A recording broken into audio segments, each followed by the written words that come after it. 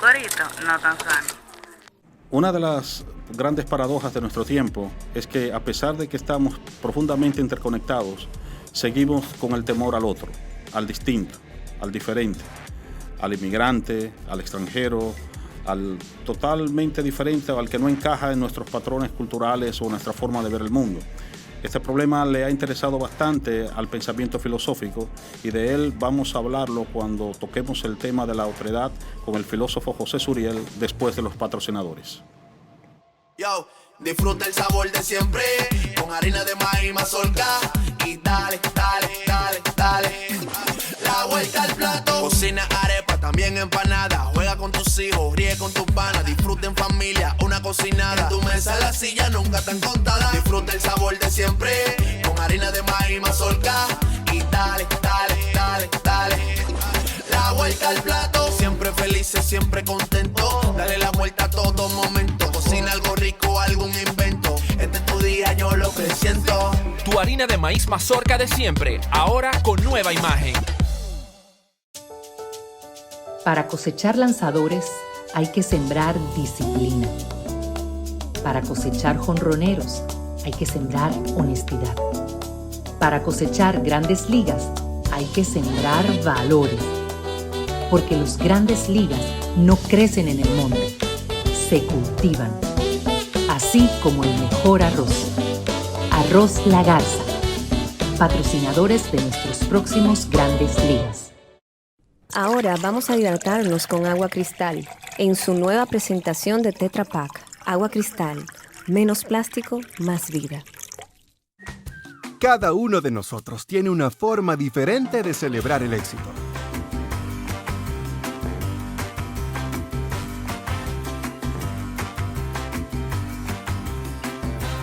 Aprendamos a celebrar los pequeños logros.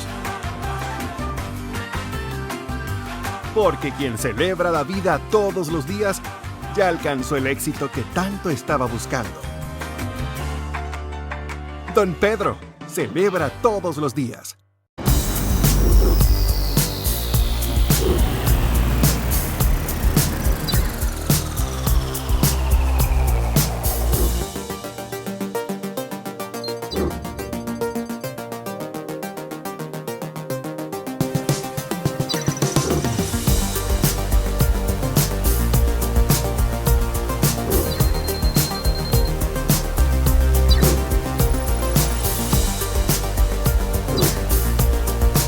Maximiza tu negocio con las nuevas tarjetas comerciales BIS, con atractivos beneficios para tu business. Esto es BIS, la nueva forma de hacer negocios. Popular, a tu lado siempre. Bao Media Group. Podcast. Coberturas. Documentales.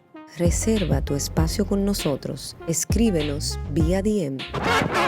Un corito no tan sano. Comparte, recuerda darnos tu like y activar la campanita para notificaciones. Bao Media Group presenta Conversaciones de la Caverna, conducido por Leonardo Díaz. Hola José, bienvenidos a Conversaciones de la Caverna. Vamos a tocar el tópico de lo que se ha llamado en el pensamiento contemporáneo el problema del otro, ¿no? ¿Qué significa este problema, ¿no? ¿A qué se refiere el tema de la otredad, ¿no? Parece un término muy pomposo, muy complejo, pero en el fondo está hablando de cosas muy concretas, ¿no? Y que tienen que ver mucho con nuestro tiempo, ¿no? Bienvenido. Muchas gracias, profesor Leonardo. En el pensamiento filosófico contemporáneo, específicamente en Emmanuel Levinas, que es uno de los autores en los que yo más he profundizado, el problema del otro es una situación muy concreta, relacional, cómo yo me relaciono con esa otra persona. Nosotros en el diario vivir intercambiamos con otras personas que son diferentes a nosotros, tienen concepciones religiosas, políticas, culturales diferentes a las nuestras, y efectivamente el pensamiento filosófico, en este caso de Emmanuel Levinas, da luz a la naturaleza de esa relación en la que nosotros estamos inmiscuidos de manera cotidiana, de manera diaria. La figura de Emmanuel Levinas, que, bueno, a la que te refieres, tiene que ver con aspectos muy dramáticos del siglo XX, porque Levinas fue un filósofo lituano que sufrió el calvario, ¿no?, de los campos de concentración, ¿no?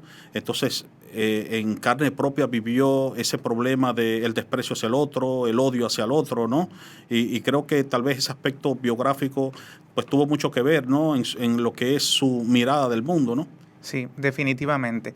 Incluso la manera en la que él establece una relación entre mi persona y la otra estará marcado específicamente por los remanentes de esos episodios traumáticos con los que él tuvo contacto.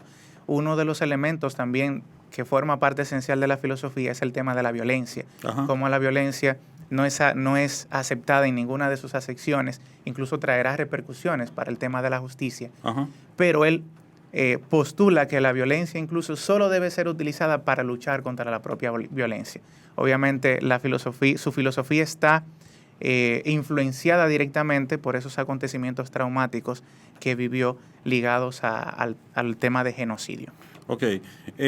Digamos, ¿cuáles son los elementos, digamos, más importantes que describen lo que es la concepción del otro en Emmanuel Levinas, ¿no? Para diferenciarlo, digamos, de otras concepciones, ¿no? Porque evidentemente el problema del otro no solo se reduce a la filosofía de Levinas, ya había sido pensado por otros filósofos, pero bueno, en este caso, en el caso específico de Emmanuel Levinas, ¿en qué consiste el problema del otro y cuál es su importancia?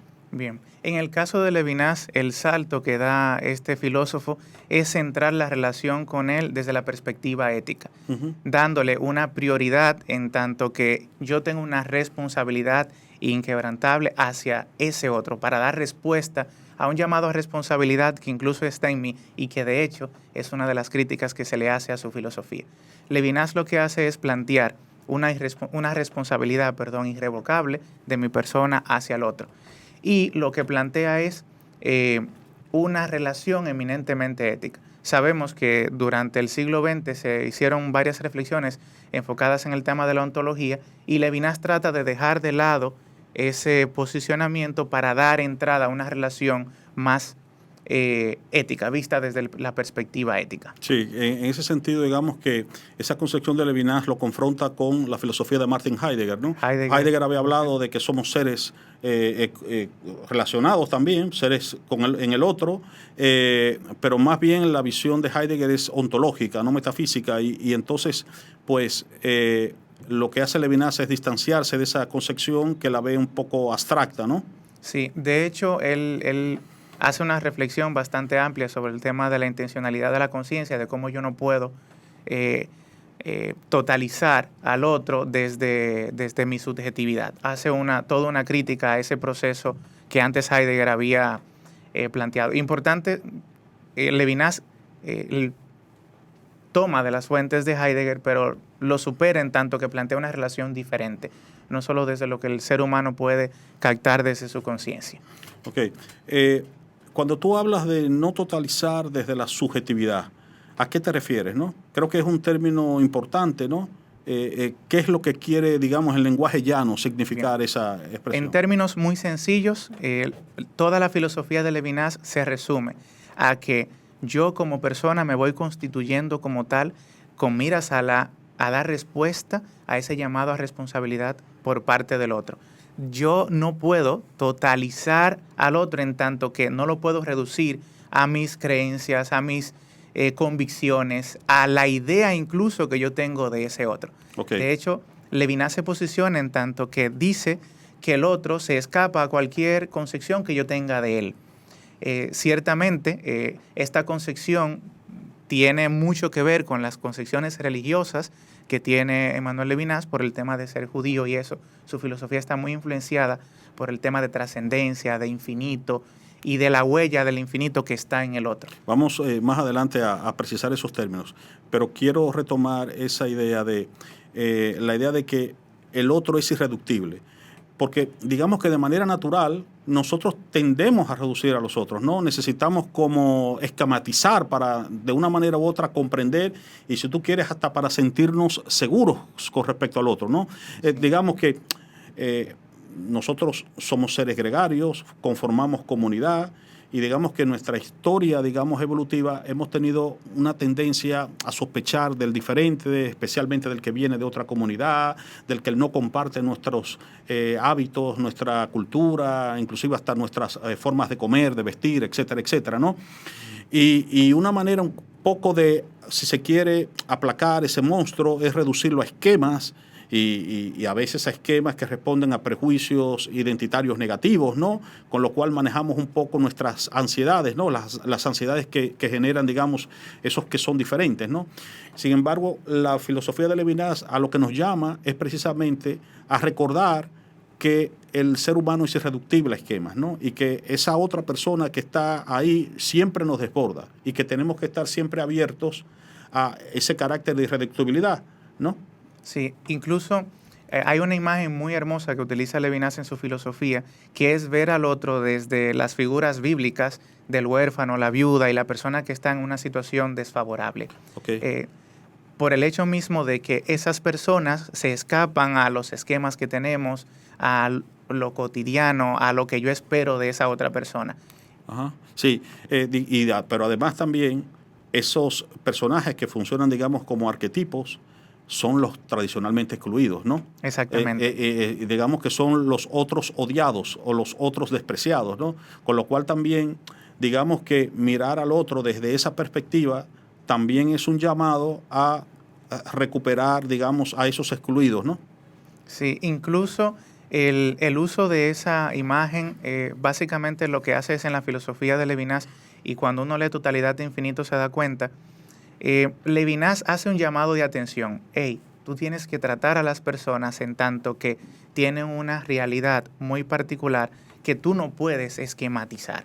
O sea, tú tienes que dar respuesta a esa persona, relacionarte con ella sin de cierta manera encapsularla en mis maneras de pensar, en los arquetipos que tengo, o sea, la manera en que yo pienso que esa persona debe o no comportarse. Y hay un tema también importante de su filosofía, que es establecer una relación con esa otra persona, no en términos de reciprocidad.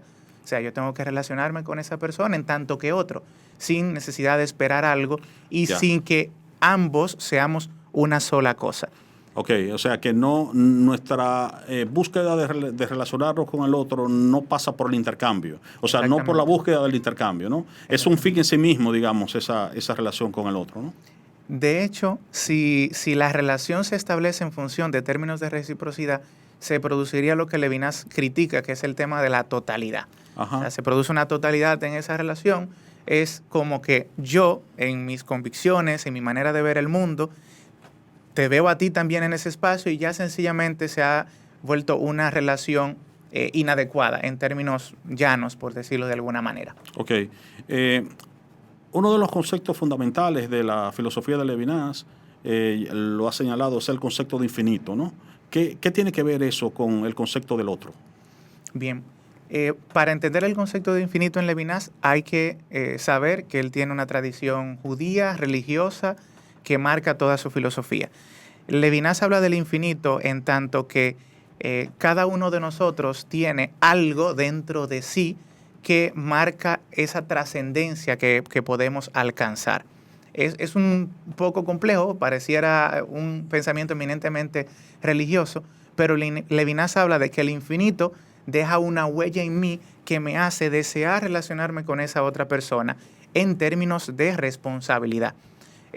Digamos que sería esa famosa intención que tenemos cada uno de nosotros de relacionarnos con el otro sin tomar en consideración quién es, si es un delincuente, si es un niño, si es una mujer, etcétera, etcétera. Con lo cual entonces ahí está implícito la idea de que cada ser, cada otro es un fin en sí mismo y tiene una dignidad, aunque él no emplee tal vez el término, pero en el fondo... No usa el término dignidad, pero hacia allá apunta. Pero hacia allá apunta, ¿no? Algo creo que es muy importante, porque nosotros tenemos una tendencia, por ejemplo, en nuestras sociedades, a entender que la dignidad es algo que se pierde, ¿no? En función de algún tipo de comportamiento, ¿no? Por ejemplo, que si alguien ha delinquido, entonces de una manera u otra ya no tiene dignidad, y eso entonces se convierte en una justificación para los atropellos que se cometen muchas veces contra personas que han delinquido, ¿no? Incurrimos en violaciones de los derechos humanos, porque de una manera u otra se piensa como que ya esa persona es menos persona.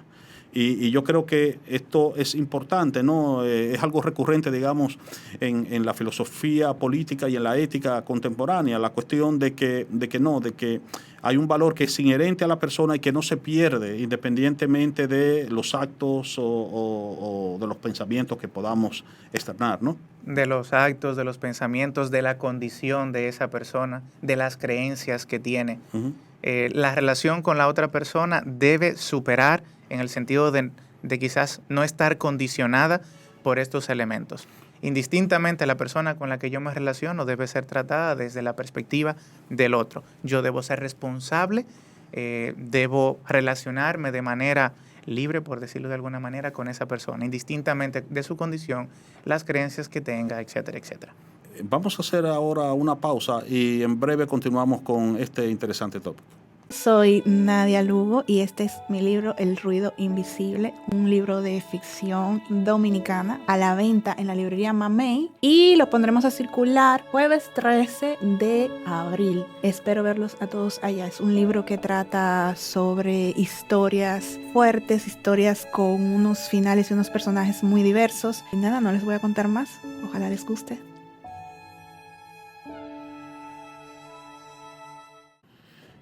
En esta ocasión quiero recomendarles el texto del filósofo Nuccio Ordine, premio Princesa de Asturias, recientemente fallecido, La utilidad de lo inútil.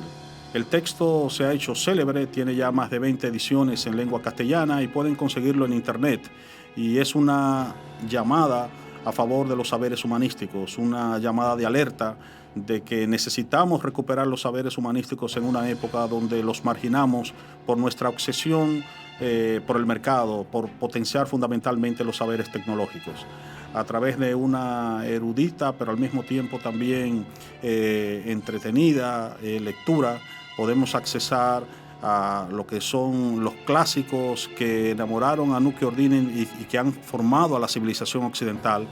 Y a través de sus páginas podemos comprender por qué es importante que entendamos que debemos trascender los saberes del mercado, los saberes tecnológicos y buscar también los saberes humanísticos que nos forman en la cultura del espíritu y en el desarrollo de la civilización.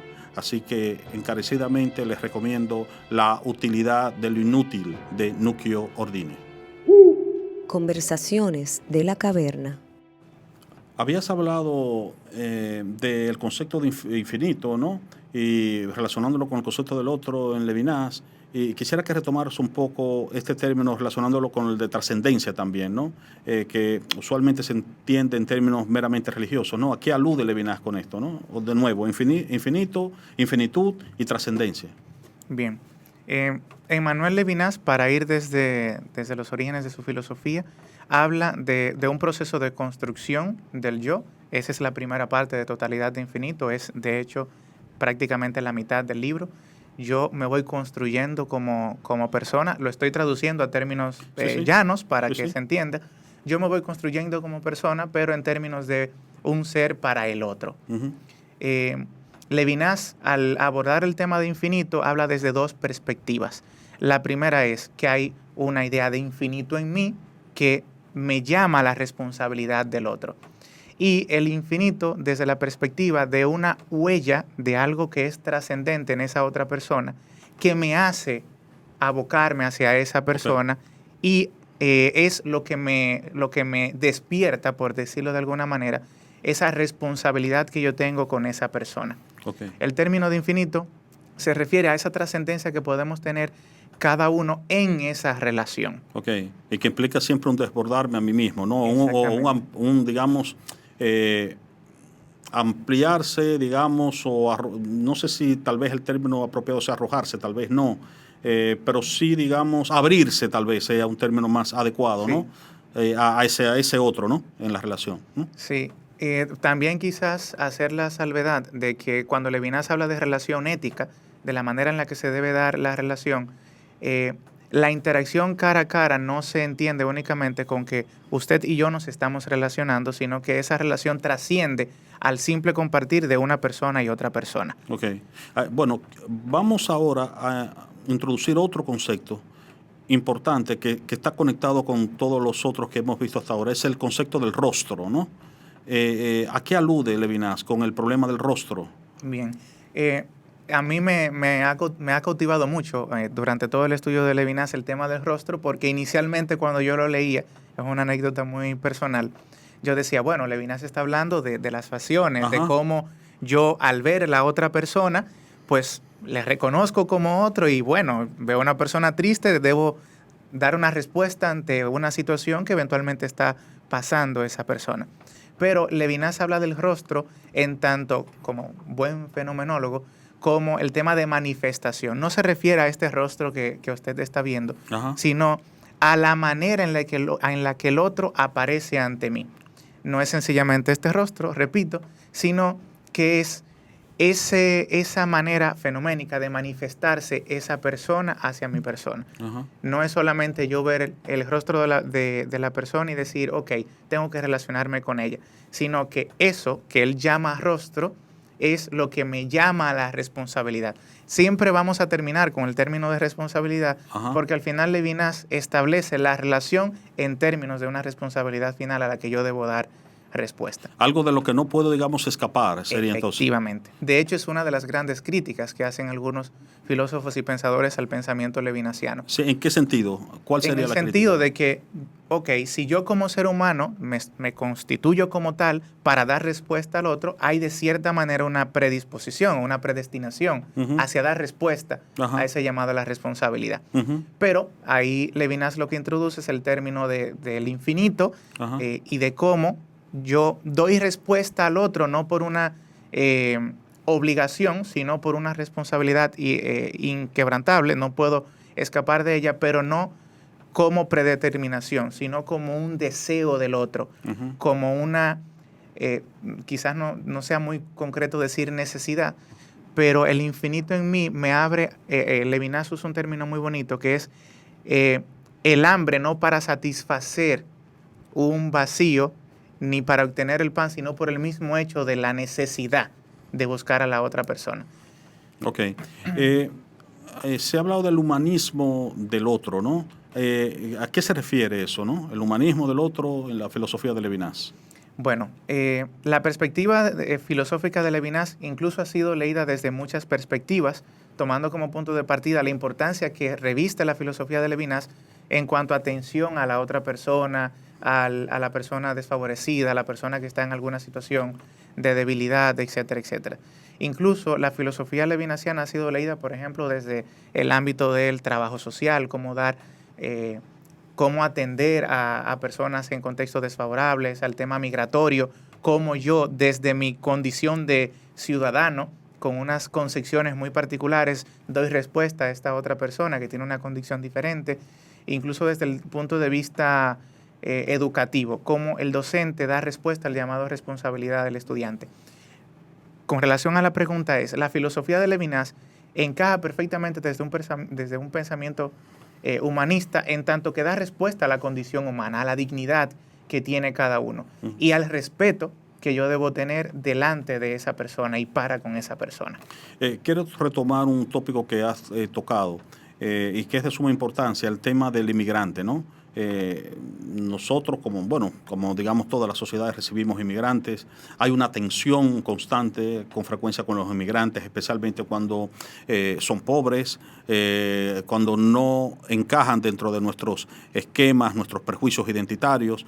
Y cómo, digamos, podemos dar una mirada al problema de la inmigración desde esta filosofía del otro de Levinas. Bueno, es un reto, porque si lo leemos en términos levinasianos, yo debería poder respetar, dar una respuesta a las necesidades de esas personas sin tomar en consideración la procedencia, las creencias o las concepciones propias que traen. Eso es un reto total porque cada uno de nosotros se posiciona desde las convicciones que tiene, incluso desde una posición de identidad nacional. Eso es muy complejo. Si Levinas estuviera en un contexto como este y tuviera que dar opinión con relación a una persona inmigrante, pues diría sencillamente que hay que atenderla, darle respuesta, interactuar con ella, tal cual ser humano. Finalmente, hay otro concepto fundamental de la filosofía de Levinas, que es la cuestión de la justicia del otro. ¿A qué alude? Bien, La justicia, desde la filosofía levinasiana, es un término controversial, en tanto que la justicia de cierta manera implica la aplicación de algún tipo de violencia. Por ejemplo, si una persona comete un acto de injusticia delante de otra persona, se le castigará por ese hecho. Levinas no justifica la violencia en ninguna de sus manifestaciones, salvo aquella violencia que sirve para mostrar que la violencia no es adecuada. Entonces, entramos en una paradoja por el sentido de que no debería haber justicia fuera de la relación mía con el otro. Yo debería poder entablar una relación con el otro y el juez debería ser parte de ese proceso de interacción. Eso trae un problema porque básicamente la justicia de manera natural toma unos argumentos y aplica violencia sobre una de las personas que, por ejemplo, se declare culpable. Sí, pero digamos que esa justicia meramente relacional parece como inviable, ¿no? Ideal en algunos exactamente, ¿no? contextos. Parece utópico, ¿no? Sí, es de hecho uno de los retos. La idea aquí es la aplicación de la justicia. Levinas habla también de los autores posteriores también han leído a Levinas, en tanto que el otro y yo podemos llegar de cierta manera a un consenso para la aplicación de la justicia con un tercero. Eso es lo que llama la justicia como el caso del tercero, ¿no? Exactamente. Sí. Ajá, sí. Si una persona comete justicia con usted, nosotros podríamos llegar a un acuerdo para, de cierta manera, dar respuesta a esa situación que ha sucedido, sin que nuestra relación se vea afectada. ¿Cuál es la paradoja? Ante la resolución de ese problema, la tercera persona, o sea, el tercero, será objeto de alguna manera de alguna violencia, porque sencillamente la resolución a cualquier proceso civil, de justicia civil, será la aplicación de un castigo. Y repito, es paradójico porque Levinas no acepta de ninguna manera ningún tipo de violencia. Como le digo, es un pensamiento controversial, en tanto que para la aplicación en el contexto actual en el que vivimos y que estamos condicionados por una manera muy particular de ver las cosas, es difícil la aplicación puntual de ese pensamiento en la vida práctica. En términos prácticos, sencillamente el pensamiento de Manuel Levinas tiene que ser releído. De hecho, es lo que yo hago en mi proceso de estudio de Manuel Levinas. Se le reconoce como el filósofo del otro. La lectura que yo hago, tratando de hacer algo diferente, es leer en sus escritos cómo no es solo que yo tengo una responsabilidad con el otro. Previo a eso, y quizás al unísono de ese proceso de responsabilidad, hay un proceso de construcción identitaria que está marcado por unos elementos muy puntuales en la filosofía de Levinas. Bueno, se nos ha acabado el tiempo, José. Muchas gracias por acompañarnos, y a ustedes también gracias por acompañarnos en nuestras conversaciones de la caverna. Conversaciones de la caverna, conducido por Leonardo Díaz. Bao Media Group. Podcast. Coberturas. Documentales. Reserva tu espacio con nosotros. Escríbenos vía DM. Un corito no tan sano. Yo, disfruta el sabor de siempre, con harina de maíz mazorca, y dale, dale, dale, dale. La vuelta al plato. Cocina arepa, también empanada. Juega con tus hijos, ríe con tus panas. Disfruta en familia, una cocinada. En tu mesa la silla nunca tan contada. Disfruta el sabor de siempre, con harina de maíz mazorca, y dale, dale, dale, dale. La vuelta al plato. Siempre felices, siempre contento. Dale la vuelta a todo momento. Cocina algo rico, algún invento. Este es tu día, yo lo que siento. Tu harina de maíz mazorca de siempre, ahora con nueva imagen. Para cosechar lanzadores hay que sembrar disciplina. Para cosechar jonroneros hay que sembrar honestidad. Para cosechar grandes ligas hay que sembrar valores. Porque los grandes ligas no crecen en el monte, se cultivan. Así como el mejor arroz. Arroz La Garza, patrocinadores de nuestros próximos grandes ligas. Ahora vamos a hidratarnos con agua cristal en su nueva presentación de Tetra Pak. Agua Cristal, Menos plástico, más vida. Cada uno de nosotros tiene una forma diferente de celebrar el éxito.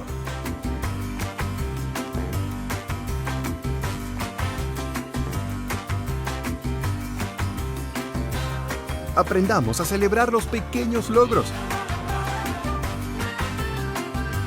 Porque quien celebra la vida todos los días ya alcanzó el éxito que tanto estaba buscando. Don Pedro celebra todos los días.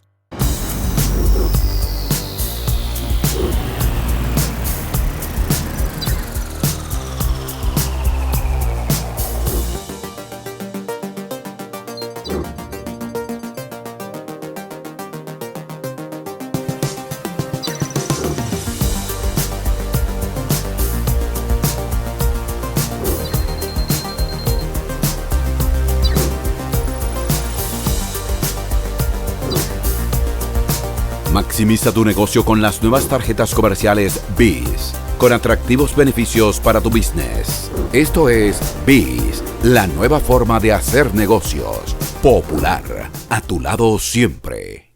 Comparte, recuerda darnos tu like y activar la campanita para notificaciones.